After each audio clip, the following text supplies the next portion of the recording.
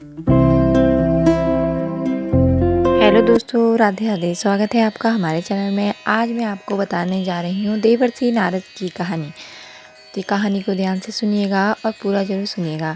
पौराणिक कथाओं में देवर्षि नारद का जिक्र अवश्य मिलता है। कहा जाता है कि उन्हें जगत गुरु ब्रह्मा ने जन्म दिया था। एक बार नारद हिमालय में गंगा तट के पास स्थित एक गुफा में तपस्या कर रहे थे। उनकी कठोर तपस्या को देख इंद्रदेव भयभीत हो गए। उन्हें डर लगने लगा कि कहीं नारद तपस्या से उनका सिंहासन न छीन ले। इसलिए इंद्र ने कामदेव को धरती पर भेजा और नारद की तपस्या भंग करने के लिए कहा। कामदेव धरती पर आए और नारद के चारों ओर मनमोहक कृत्रिम वातावरण बनाया। चारों तरफ सुगंधित फूलों की महक छा गई। बसंत ऋतु का मौसम आ गया। चिड़िया और अन्य पक्षियों की मधुर आवाज़ गूंजने लगी। धीमी धीमी हवाएं चलने लगी। स्वर्ग की अप्सराएं नृत्य करने लगी। बड़े से बड़ा व्यक्ति भी इस माहौल को देखकर मंत्रमुग्ध हो जाता है, मगर नारद मुनि को कोई फर्क नहीं पड़ा। वे अपनी तपस्या में लीन रहे। कामदेव का जादू देवर्षि नारद पर नहीं चला। कामदेव को डर सताने लगा कि कहीं नारद क्रोधित होकर उन्हें श्राप न दे दें। फिर कामदेव जाकर नारद से क्षमा मांगने लगे।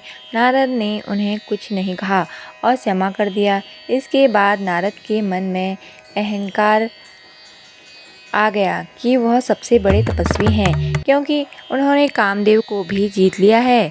वे शिवजी के पास गए और कहा कि उन्होंने कामदेव को भी जीत लिया है।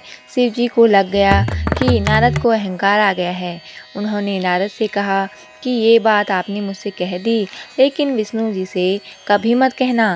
नारद जी को शिव जी का ये कथन अच्छा नहीं लगा। नारद ने सोचा कि शिव कैसी बातें कर रहे हैं। मैंने इतनी बड़ी उपलब्धि हासिल की है और किसी को क्यों न बताऊं। वे वहां से विष्णु जी के पास पहुँचे और सारी बात बता दी। भगवान विष्णु को भी लगा कि नारद अहंकारी हो गए हैं। उन्होंने नारद का अहंकार दूर करने के लिए एक उपाय सोचा। विष्णु जी ने नारद के रास्ते में एक सुंदर नगर बसाया। वहाँ के राजा की सुंदर कन्या थी, जिनका नाम विश्वमोहिनी था। विष्णु जी ने उनके स्वयंवर की कहानी रची। नारद को भी इस स्वयंवर के बारे में पता चला। वह राजकुमारी को देखकर मोहित हो गए। उसकी सुंदरता के सामने नारद अपनी सारी तपस्या भूल बैठे। उन्होंने तुरंत विष्णु जी को आह्वान किया। विष्णु नारद के समक्ष प्रकट हुए। नारद ने विष्णु से कहा कि वे उन्हें इतना सुंदर रूप दें कि स्वयंवर में राजकुमारी उन्हें ही चुने। विष्णु जी ने कहा, ठीक है, वो ही होगा, इससे तुम्हारा भला होगा। विष्णु जी के तथास्तु कहते ही नारद का मुख बंदर यानी वानर के समान हो गया। नारद को इस बात का बिल्कुल भी अंदाजा नहीं था। उन्हें लगा कि विष्णु जी ने उन्हें सुंदर रूप दिया है। वे खुशी खुशी स्वयंवर में चले गए। जैसे ही स्वयंवर में पहुंचकर कोई देखकर उन्हें हंसने लगा। नारद को माजरा समझ में नहीं आ रहा था। बाद में भगवान शिव विष्णु स्वयं वहां प्रकट हुए और विश्वमोहिनी ने उनके गले में वरमाला डाल दी। ये देखकर नारद को बहुत क्रोध आया। तब विश्वमोहिनी ने हंसकर कहा कि नारद जी, एक बार दर्पण में अपना मुख तो देखिए।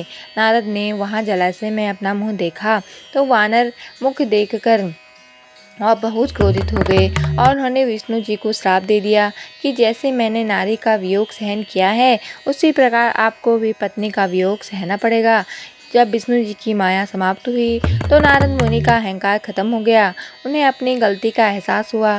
देवर्षि नारद ने विष्णु जी से क्षमा मांगी।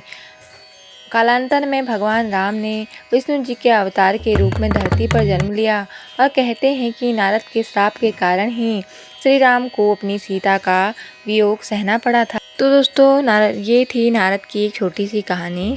आपको कहानी कैसी लगी कमेंट करके ज़रूर बताएं। चैनल पर नए हैं तो सब्सक्राइब जरूर कर दीजिए। ऐसी ही आध्यात्मिक और ज्ञानवर्धक कहानी सुनने के लिए धन्यवाद। जय माता दी।